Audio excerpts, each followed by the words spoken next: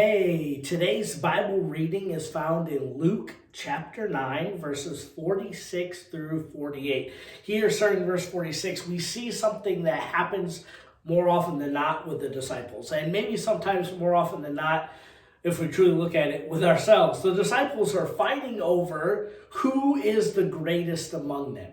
Who is the better follower of Jesus? Who is deserved to sit at Jesus's right hand? And so they are bickering back and forth and saying, well, I did this. Well, Jesus called me first. And they had all these different reasons why they thought they could be the greatest. And it's funny because Jesus, knowing this argument's taking place, knowing where and what they think of in their heart. I love how 47 says, knowing what was in their heart, knowing the pride that was taking over in their heart, he took a child.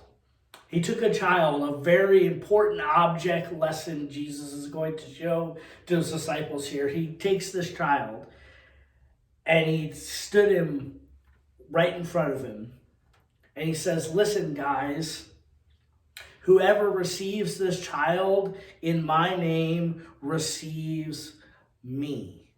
Whoever receives me receives him who sent me. For the one who is least among you is the one who is great. Jesus uses this child in this childlike attitude of them being dependent on their parents, them being dependent on people around them to survive, to being dependent on people around them to take care of them, to show their dependence on others. Jesus uses this child to teach the disciples the importance of their dependence on God. To teach them, then show them that they were not fighting over anything but selfishness and pride. And that both selfishness and pride will keep them from truly receiving what God wanted to give them.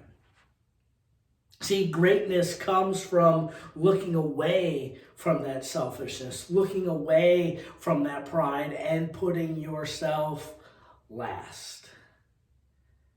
And Jesus, knowing this, says, whoever will receive this child in my name,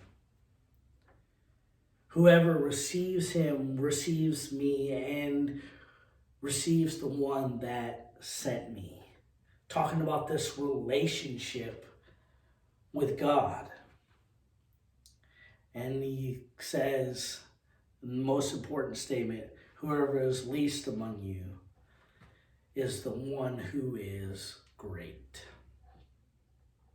Greatness comes in God's eyes when we put ourselves second, when we put ourselves last, when we empty ourselves of ourselves and truly put on humility. The disciples struggled with that. They truly did. And we struggle with that. We struggle with not thinking that we are more important than we are. God loves us. Yes, but he is God. And may we remember that without him, we are nothing. And may we remember that God has called us to serve him and to serve others. And we do that by putting away our pride, putting away our selfishness, by not arguing and trying to get to the top, but instead of picking up a towel and serving. May we be great in the Lord's eyes because we put to death pride in our lives. Have a great day.